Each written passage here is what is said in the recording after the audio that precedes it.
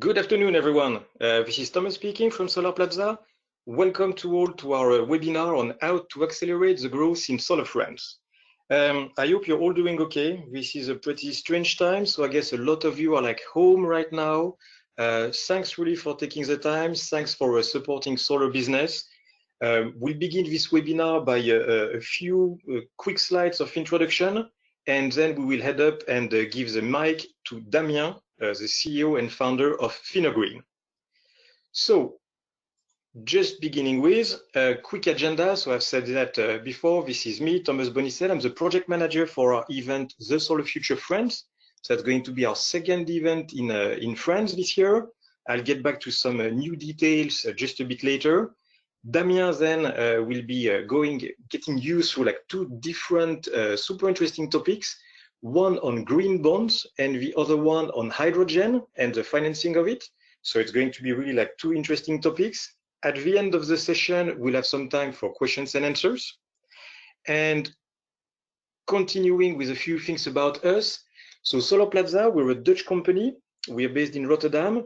We've celebrated actually earlier this week our 16th anniversary. We're a company organizing events to promote, generally speaking, renewable energy, but with a key focus on solar energy. We've done so far almost 150 events in more than 40 different countries. And we have a big network of PV, let's say, professionals, which is like stronger, of more than 60,000 people. Getting a bit about France, and maybe you can see here already on the top, it's actually a coincidence. As said, like this is a very, very strange time. Our event was supposed to be handled on May 28th in Paris.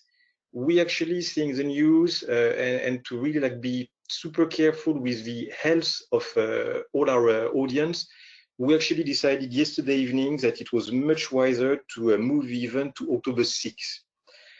So a few things about that. All people who have registered already have gotten an email from us earlier this morning. All sponsors of the event will keep sponsoring the event. Our partners are still partnering the event on October 6th. And basically what we're going to do is move the event, which was like rather complete already, to October 6th. So we're going to keep the same program. We're going to keep the same structure in terms of lineup and speakers. And all in all, we'll expect to have 200 plus attendees, a big half from France, the rest from abroad. There's a lot of foreign companies doing business in solar in France or interested in doing that. We already have 8 sponsors and exhibitors confirmed for the event. And basically, well, even if we push it to later this year, we really think it's going to get like a great place for all of you to get additional insight, get exposition to a lot of like key stakeholders of the French solar industry. You'll be able to meet people from associations, developers, banks, financiers, etc. And I would really invite you to keep an eye on the website of the event and the program. We will do a lot of updates in the next few days, mentioning properly the new dates of the event, but the key thing, the content of this event is the same as what you've been able to see online until like those past few days.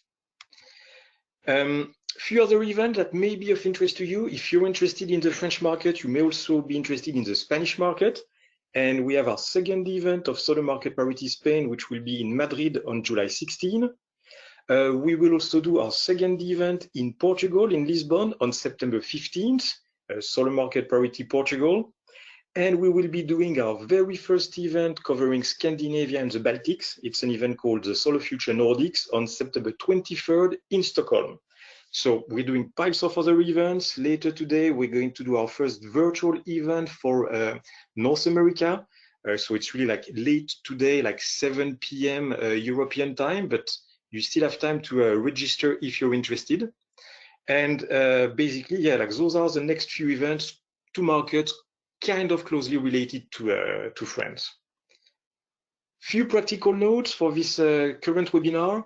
If you have questions, problems, you should see like this GoToWebinar little box, even if maybe box is not the right term. You can put your questions in there and we'll do our best to help you live. Please feel free, you can send your questions to Damien. during the presentation, but we will answer them. We will have the Q&A session, sorry, only at the end. So I guess with Damien's deck, like maybe by like 3:50, we should have like a few minutes at the end to handle all your questions and answers. But please don't wait until the end. Feel free to already submit your questions now. Presentation slides are available in the handout section, which you should also see in that little go to webinar box. And finally, the recording of this webinar and the slides, everything will be made available on our YouTube channel and on our website in maximum 48 hours from today. All of you who have registered will get an email from us telling you more about that. And so, almost time to give the mic to Damien. So just a few words about him. So Damien is working for Finogreen. Finogreen has been our partner last year for our event in France. They're again our partner for this event this year, and really thanks for all the help there. You've got a lot of great content, ideas, and experience, so thanks for that. To focus on Damien himself, so Damien is the CEO and founder of Finogreen. He began his career at Edmond de Rothschild Group, created Finogreen in 2013, and in just 7 years, the company grew to 40 people in 7 offices, and Finogreen is representing right now 2.5 gigawatts of asset. So pretty impressive track, and you will see with the coming few slides that Damien has a lot of interesting things to say. So Damien, the floor is yours. Thank you, Thomas. Hi, everybody. So I think, yes, we have two very interesting topics to discuss about today. One topic about green bonds and one topic about hydrogen. It's two big topics, so in 1 hour time, it will be hard to dig deep into that topics, but I will try to explain, I would say, to tease both topics. And in any case, we'll be happy to welcome you the 6th of October in Paris for the event. Like that, you will have more information, and also don't hesitate to contact us directly if you need more information. So, as Thomas said about us, we are a financial advisor, a financial advisory boutique dedicated to renewables since 7 years. We focus on Europe and emerging countries.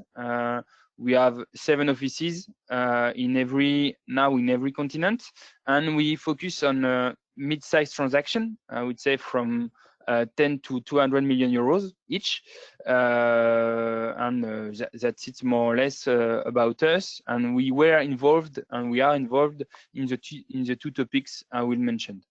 So let's move on. So regarding first topic, it's regarding the green bond market.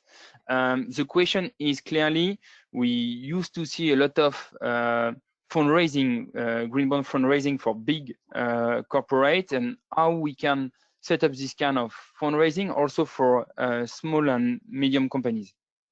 So let's start to give you, I would say, some figures about the worldwide market of green bonds. So as you can see, it's a booming market. In 7 years, from 2014 to 2019, the market grows by 7 times, and just in 1 year, the market grew by 50%. You have also, what you need to know, it's last year there is like 500 new bond emission, of which 50% was with new companies. And when we say green bonds, you need to know that green bonds is not only a bond, but it could be also a loan. It's all kind of securities. That's it. So let's move on the next slide. Just a moment. Okay, that's it. On regarding the kind of fundraising, as you can see, every I would say typology of kind of entity raise fundraising. You can have governments, you can have private entities, financial, or non-financial. And as you can see, there is a bit of loan, 4%, and also a bit of asset-backed securities, less than 15%. So you have clearly a mix, and also you have a mix in terms of region. You can raise, I would say, in Europe, in North America, and Asia, and yeah, this is something that that was done. Just to give you figures and examples on what we are doing in terms of this kind of fundraising. Clearly, what is very interesting with a green bond, and this is why everybody is talking about that, is because you can raise cheap money. And we mentioned what is interesting to know is the first one was emitted in 2007 by the European Investment Bank, and then I would say the states themselves started to do that. Poland was the first in 2016, and France the second one in 2017. And you can see all these figures, corporate or I would say public, are essentially below 2%, between 1 and even less than 1% in some cases. And I will give you the example also of last year of SNCF in France, who managed to raise a green bond of 100 years. So 100 years, 100. So it's very impressive, and it was the first one like that. So what makes the difference between, I would say, a green bond and a pure bond? Clearly, this is the purpose of the bond. So you have in 2014, you have a consortium of banks, Goldman Sachs, Merrill Lynch, Citi, etc., etc. They just set up the green bond principle framework. And so in that framework, you have to do two things. One thing is to take a third-party advisor that make an assessment of your company before making the fundraising. And then when you've done, so you can have kind of green bond rating, and then you have, once you have done all the investment, you need to make a report, annual report, also for your investors, and this you need to follow all these kind of principles, and you need to invest in a few sector activity linked to renewables, energy efficiency, pollution prevention, natural resources, biodiversity, etc., etc., climate change. And you see on the left all kind of typology and sector of activity for the green bonds. Once say that,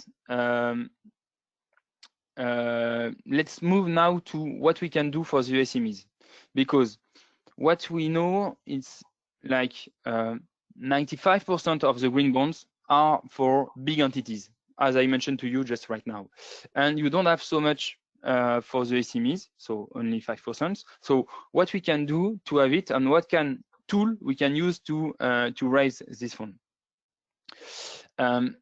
So what do you want to do? You want to first to have a green label to promote transparency, disclosure, and reporting. And secondly, and could be maybe your main goal is to raise cheap money with institutional investors. And for us, I would say on our side, the main tool to do that, it's a private placement named EuroPP, so Euro Private Placement, which is a name in France to raise this money. So to dig into that, I will explain more about this tool. So here you have, I would say, the most condition you can find about EuroPP. So it's 20 years, so it's large, but then I will give you more details about that. And then you have, I would say, pricing between 3 to 8%, depending on the duration. More 3 to 6 between below 5 years, and 5 to 8 above 10 years. And you can I would say every company could raise this kind of money from the moment they have a balance sheet with assets more than 50 million euros. So it's for SMEs, but you need to already have enough strong balance sheet to make it happen. And we give you on the, I would say, on the right side, some kind of example of industry where you can, when EuroBP fundraising were done in the past. So you can see that every sector of activity is mentioned. Then, if you, it's also very important. I will not pass too much time on that, but the slide is complete on that. It's you have a legal framework to follow, and a security package to set up. And I would say this is quite usual as a financial tool because you have clauses like cross default, change of control, lockup, and so on. What is very important to know in this kind of fundraising in terms of guarantees, this is about the financial covenants, because there is, I would say, 2 financial covenants that are followed more than as usual, because I would say you are all used to see DSCR for you when you raise debt for PV or wind project, renewable energy projects. But in that case, we are clearly talking about raising funds at the corporate level, so at the level of the mother company. So the way to think is totally different than purely on assets. So you need to take into account the debt, and the ratio was used to do that is loan to value. And the other ratio, which is very important, so this is the first one to follow, loan to value. And the other one is the net gearing, meaning that you need to be in capacity, which is normal, to have enough cash to reimburse the interest, and then at the end, the bond. So this is the 2 main ratios who are very important for an EuroBP. Then we mentioned to you because you will say, okay, in practice you can say I can raise whatever I want, a duration whatever I want, and interest rate there is a bit of all.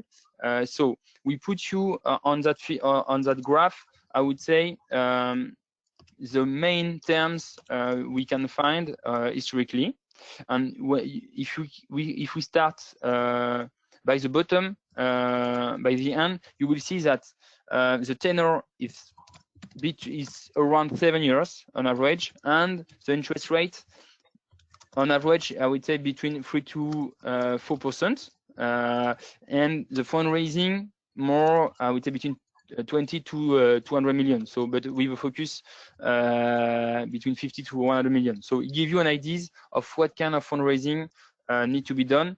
Clearly, below 20 million, it's hard to raise this kind of tool.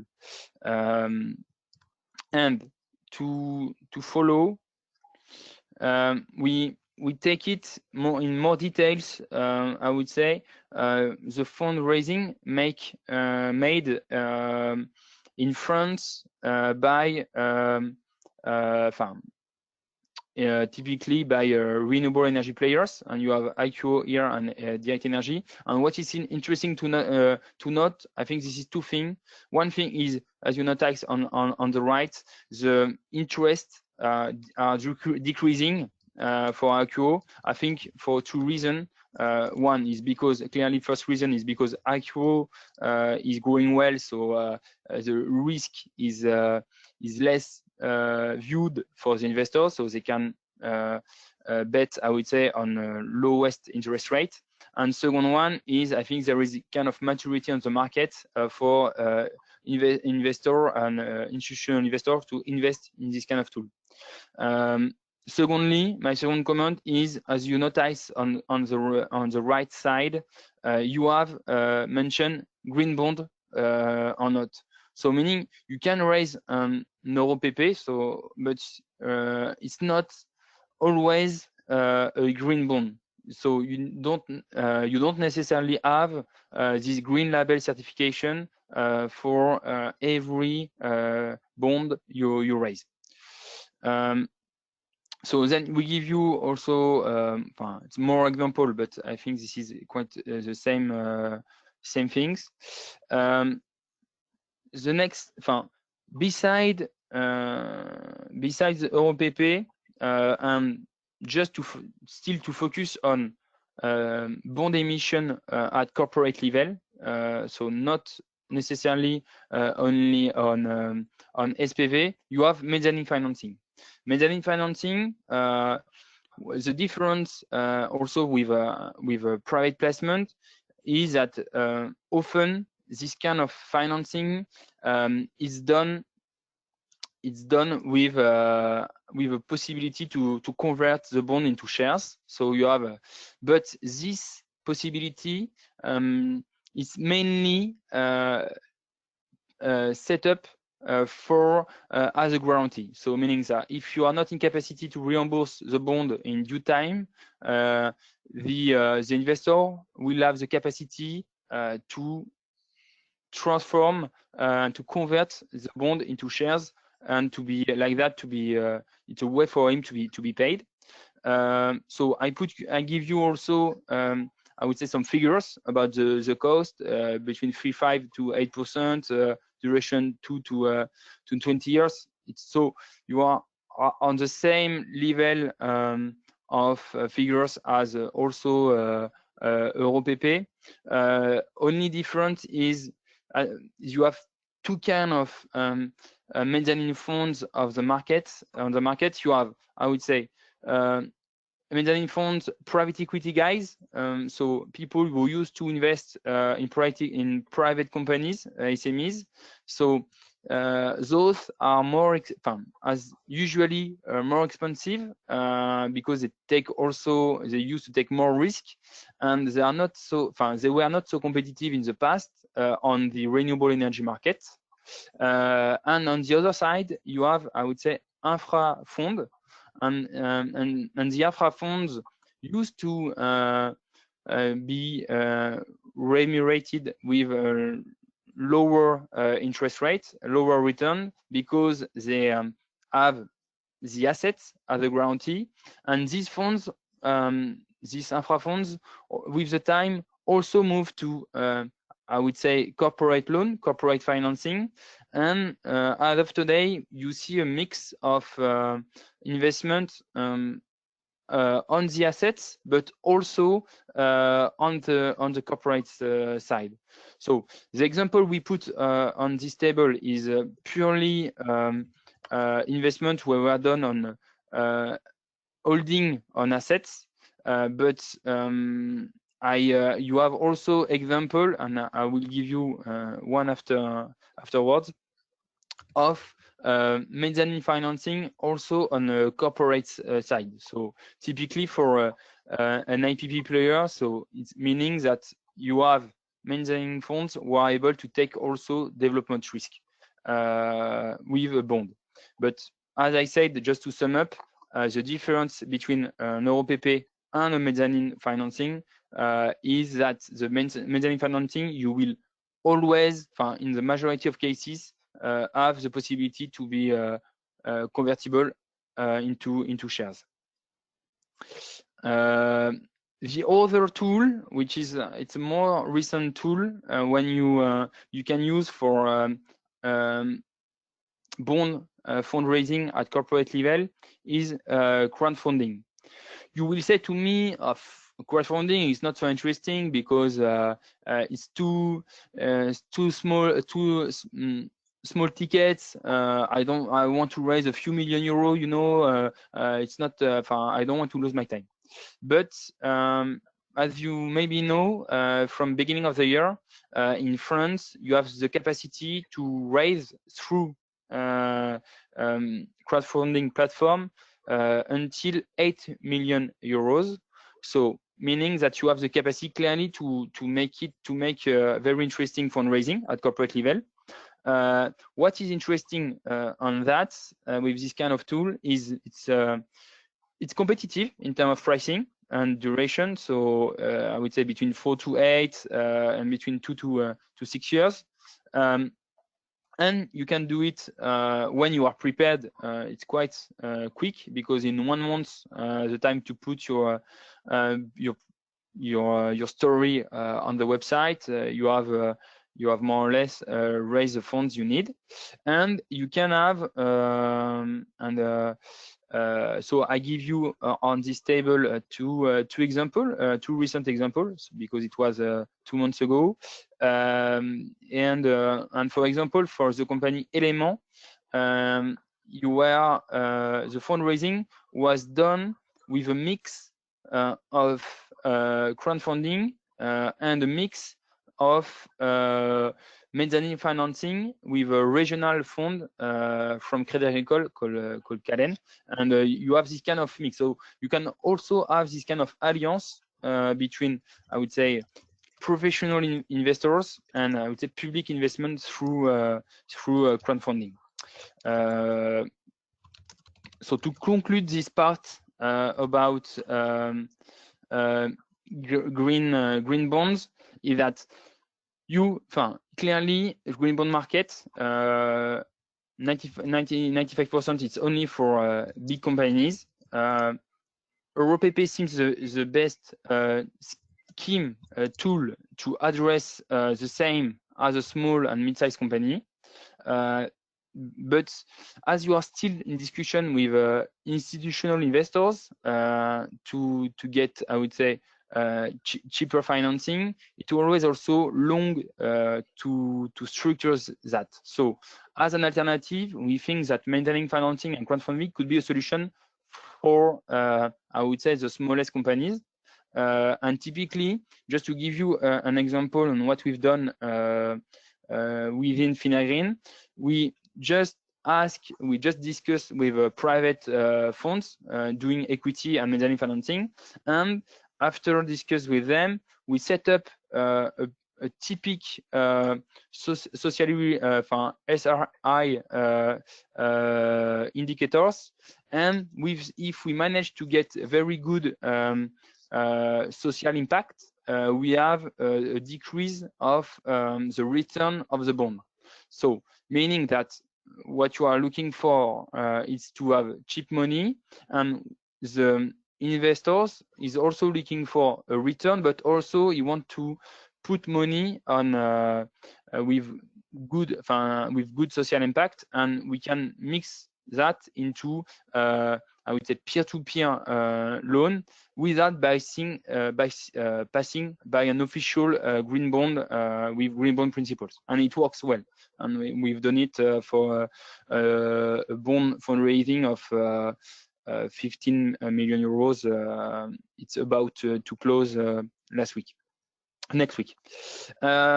So that's it for this part, but it was short, but just to give you, I would say, a global view on this market. And now I would like to pass about the thematic of hydrogen in France. So everybody is talking about hydrogen, and clearly in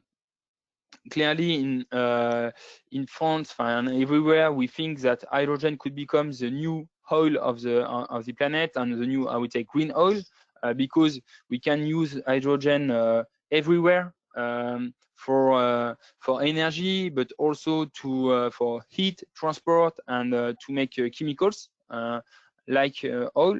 So that's why there is so much people thinking that we can.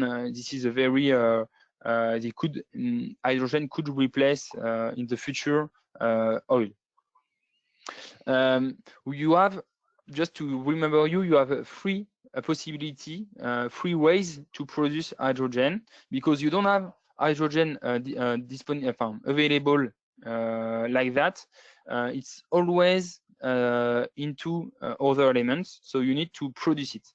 So what we use to have typically this is what we call the gray hydrogen. So it's done through steam reforming, and you have methane plus water to create hydrogen. But the solution is not so good for the Earth, because you are rejecting carbon, CO2, and we are not so happy with that with climate change. That's why now you have also what we call the blue hydrogen. So this is the same like gray hydrogen. The only difference is you capture and store the CO2. And finally, since a few years now, you have the green hydrogen. So this will be our main topic here. So you create hydrogen, splitting water through electric current to create hydrogen plus oxygen plus heat. And you could produce, typically, as you need electricity, you could produce hydrogen using wind, solar, etc. That's why we call that green hydrogen. As of today, the market, what is this kind of market? You have two markets. The main market as of today, this is clearly industrial.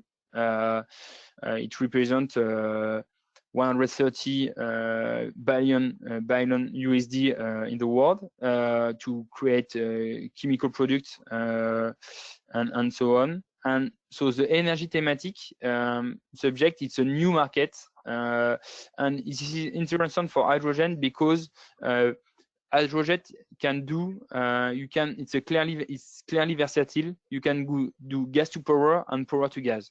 So you can create hydrogen with you can create energy with hydrogen, and you can store also energy. Regarding now, I would say what is the most important for us here is what is the cost of this kind of hydrogen.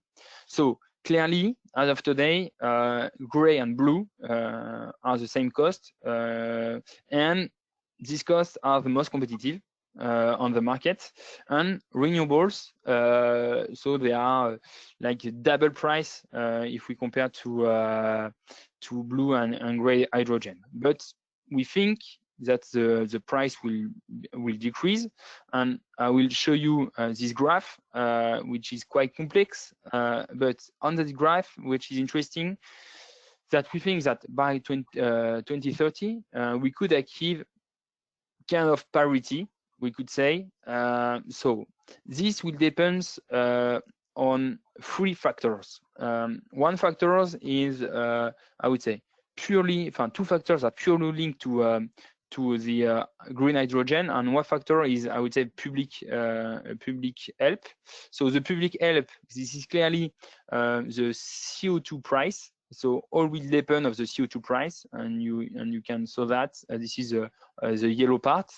And the two elements linked to the green hydrogen, this is the cost of the electrolysis and the cost of the electricity, the renewable energy electricity. So, and in that graph, the assumption was made was 40 USD per megawatt-hour, meaning that we have some spaces as we know that now we have bids and tenders when we have achieved even below 20 USD per megawatt-hour. We could also reduce the cost more than what it shows on this graph. And second thing, this is the cost of the electrolyzer, and the cost of electrolyzer should decrease from of 70% in the 10 coming years. So meaning we should achieve to something. But clearly, as of today, green hydrogen is not competitive enough. What also one point to mention, which is important, this is about the value chain, because the hydrogen you could have three times more cost linked to the transportation and the distribution of hydrogen versus only the production. So meaning the transportation and distribution are key factors into the global cost of hydrogen. And one key issue on that, and I don't have clearly, I don't have the answer yet, is the capacity for the hydrogen to use the gas network we know today for use for natural gas and methane. But the only question we have, and I don't have, we need to have technical expert to answer that, is the capacity for a small molecule like hydrogen to be transported in the same pipeline as natural gas. We can do it until a certain level of proportion of hydrogen into the global gas pipeline, at least 10%. But I don't know what we can make to permit a good transportation and distribution of hydrogen. Then my idea was to be concrete with you and to give you some kind of examples of what is done in hydrogen in France. You need to know that on the political part or public context, I would say the things are not so beautiful. Because you have a plan made 2 years ago in 2018, where finally Nicolas Hulot was pushy and say, okay, we create a plan for hydrogen deployment. So this is the left part, and so you have clearly a wish to deploy hydrogen and voluntarily with the help of the state, but in the pluriannual programming that just set up recently, I would say this wish, this goal was not respected so much. And just to give you an example, the government was thinking to deploy 100 million euro to help demonstrators and so on, and they finally decide to divide by 2, so to 50 million these subsidies to for the deployment of hydrogen. So meaning that for this pluriannual programming, clearly hydrogen is not part of this story. So we need to have, I would say, more discussion for the next pluriannual programming. And as of today, we make internally, we make, just to give you some concrete also things about hydrogen in France. We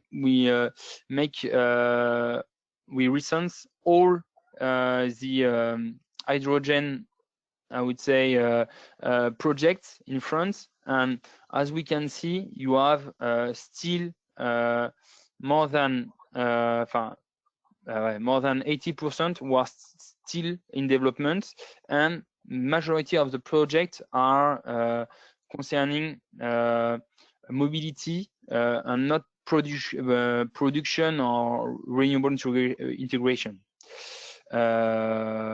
So that's it. And we would like here to I would say to focus on I would say production of hydrogen, of green hydrogen, because this is our thematic, and we have 3 examples to show to you. So you have this first one, which is linked to a second one. This is a project developed by Samfi. It's a family family office, we could say, or an independent industrial company, who developed his own project. So 2 projects. What is interesting to notice, and I think this is one of the lessons to retain from this topic, is that to achieve to have something interesting in the production of hydrogen, you need to have I would say at least a project with a capex of 100 to 200 million euro in order to be sure to be in capacity to have enough profitable hydrogen at the end. In that project, and we saw that so you have two projects. It's two projects of 240 million euro. One project is to sell green hydrogen to industrial. So this is the first one, and the second one by Samfi is one. The other project is to put the hydrogen into the natural gas network, so GRT gas. But this is too early, and we don't have any idea yet of the price that need to be discussed with GRT gas. And at the moment, there is no support, as I say, public support for this project. So we don't have any. We clearly don't have any topic, any ideas about the returns and the rentability of the project. But what is interesting to notice, this is the size of the project to have something enough scalable. The second example and last example is very interesting because this one, for two reasons, because we have financial figures, and also because we have financial investors. So if we have financial investors into a project, it means that you have normally returns on the project, otherwise you don't have financial investors. So there is something interesting to dig. So as I said, and you can see on the left part, this project's capex size is 90 million euro. It's linked also to a solar power plant of 55 megawatts, and the idea is to produce electricity in French Guiana, and to produce electricity in an area where the production of electricity is very expensive, so about 350 euro per megawatt hour. So meaning we have a lot of room to make a project profitable, and we'll be in capacity here without any subsidies to make a project around the average price in French Guiana, so meaning about 240 euro per megawatt hour. So this is quite interesting, and you have a mix of a project with solar plus storage through hydrogen. And so the project is done by Meridiam, 60%, and Hydrogène de France, 40%. So the project is still undergoing and should be commissioned in 2021.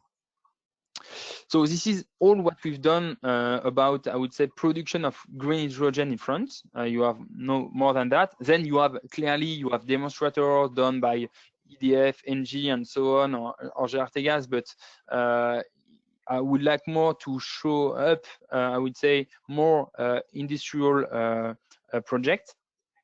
And lastly, but just to give you also a vision on that, you can have a vision of also the deployment of hydrogen fuel station in France, where mainly mainly done for heavy vehicles, so buses, truck, and utility vehicle. That's it. So as a conclusion on our side, and I will start by the end, clearly hydrogen will not be in capacity to be competitive before 2030, unfortunately. And you need to have appropriate public policies to help the deployment of hydrogen, as we had in the past.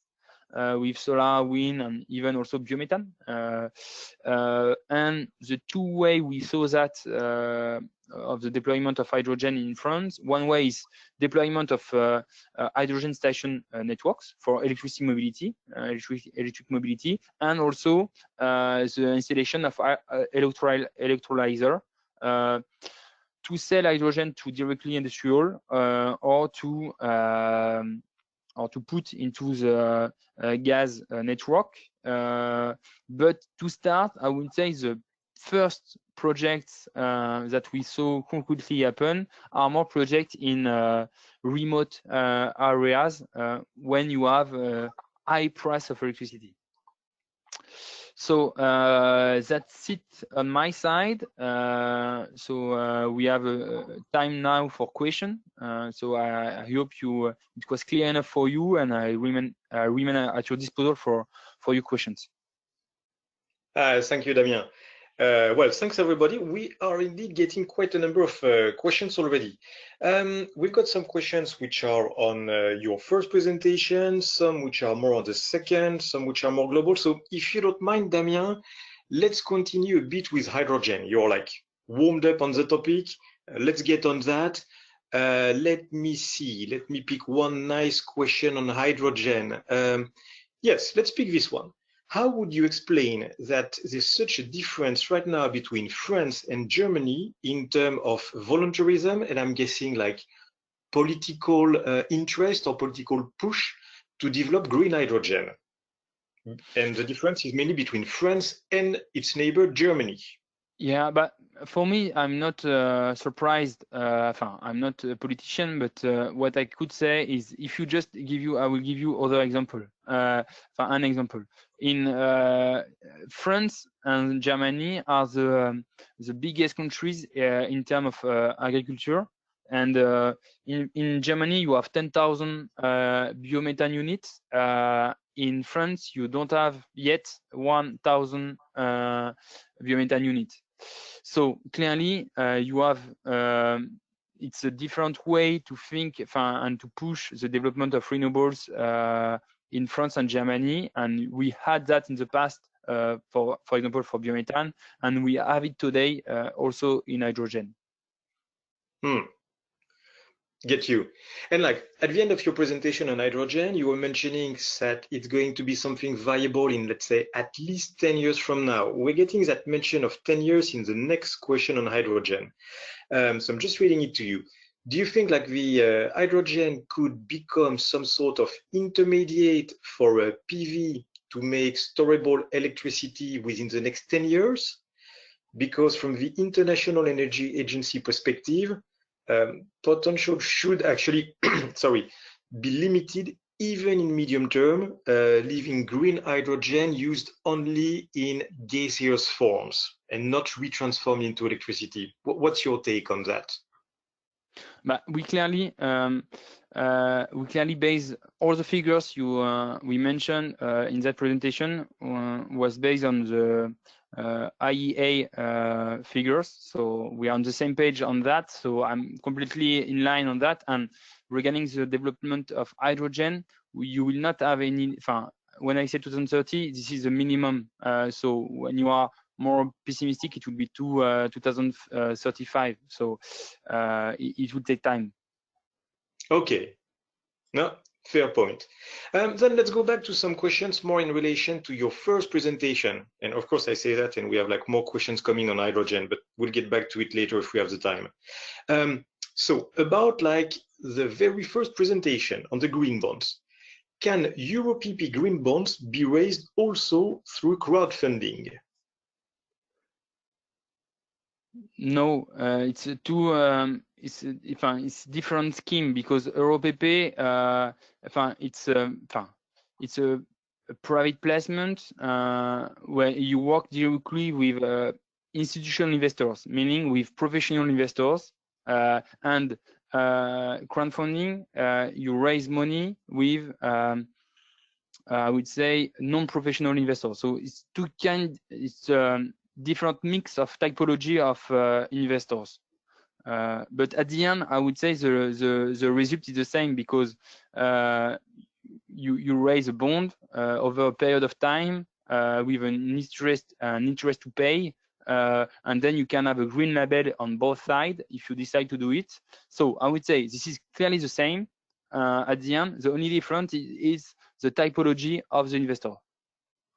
Okay, good. And like, well, not related to that, but still to this green bond topic and the concept of like mezzanine debt you were mentioning. What are the green finance labels associated with mezzanine debt? You have several ones, and I don't have all the names in mind, but just to give you an example for that, let me remember that. It was one of the example we put in the presentation about Valorem when they make a fundraising with Acofi, and we use it as an example as well. And the label was the Greenfin label, France Finance Verte. But then you have several ones, and just give you one just to let you know. But I will have the pleasure to answer to give more if needed. Yeah, and we'll share your contact anyways. But just to get a feel, like how many labels are there roughly? Is it like just a couple, or is it like no, just a couple? No, just a couple. I would say 2 to 5. Okay, fair. Now, well, I've asked you questions. Let's get a bit of a feel from your side. You prefer another question on hydrogen or more something again on the green bonds? Because there's a few things coming. Okay, I'll let you choose. So, well, let's go back to hydrogen, and I'll try to keep the other one for after. A bit related, in fact, to the question before on like France versus Germany, but I'll let you answer the audience. Why do you explain there's such a difference right now between like the fact that hydrogen and green hydrogen especially will not get to a real strong industrial stage before 2030, and in parallel all the fuss done like on communications, etc. about it? So why is there such a gap between communication and reality? It's always the same. You have always this kind of battle of communication, because you want to be the first to show that you are on this market, to take the market shares of that. So even if you are not totally ready, you say, oh, okay, I've done that, I've done this, and so on. I'm the first one to make hydrogen electrolyzer of the size in France, and so on. So clearly you have a war of communication to take a future big market. Yeah. But the reality is you don't have so much concrete things on the ground. Yeah, completely fair. And now, like, we're getting also some question with a very like hot topic in the actuality right now. So first one with that term coming, what do you expect that COVID-19 will have in terms of impact on interest rates and availability of funds for green bonds?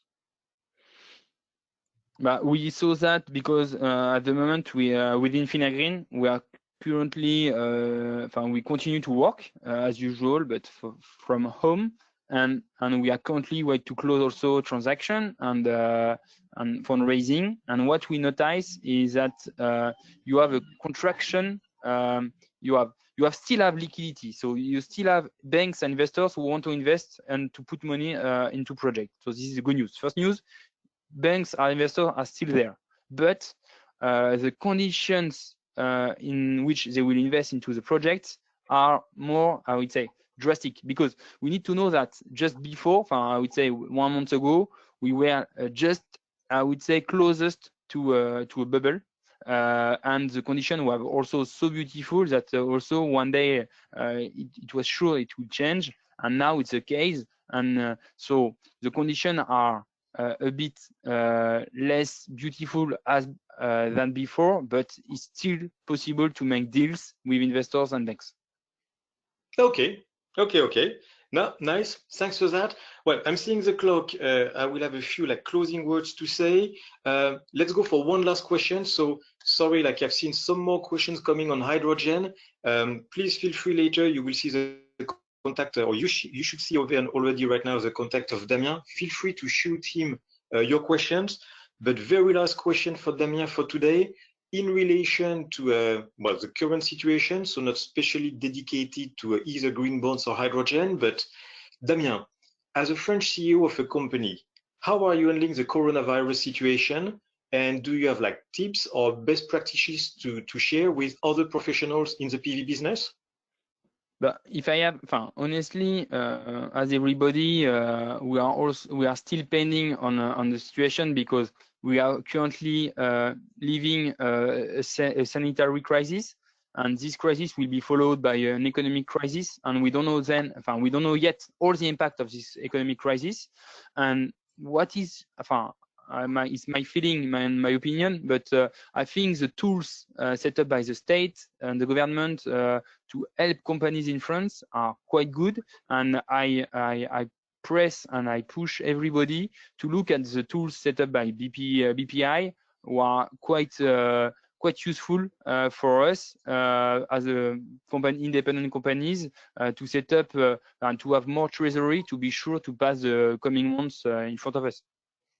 Yeah, and I guess like what we can say to everybody is indeed like be patient, stay strong. Good luck in the coming months. Damien, thanks a lot for all your time, for all the insights. So again, like everybody on your screen, you should see the email of Damien, dri@finogreen.com. Damien is available definitely for your answers. Damien will be speaking at our event in Paris in October. So like feel free also like come join us. You'll be able to meet him and all the team. It's almost 4 o'clock. It's time for us to wrap this up.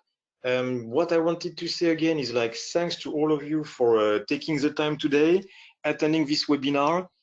Personally, I've learned a lot of things from Damien, and I'm pretty sure, and I hope it's the same for all of you on the phone. All the best to you. Like again, I said earlier, and now you can see a bit in a nicer manner. We have just decided yesterday evening, for the sake of everybody's safety and health, to move our event in France from late May to October 6th. So it will happen in the same conditions as planned as the Marriott Champs-Élysées in Paris. So again, Tuesday, October 6th. We hope to see a lot of you there. Thanks again for all your time, for your support during these interesting times. And yeah, stay safe, stay healthy. All the best to you, and hopefully we meet soon. Thank you and bye-bye.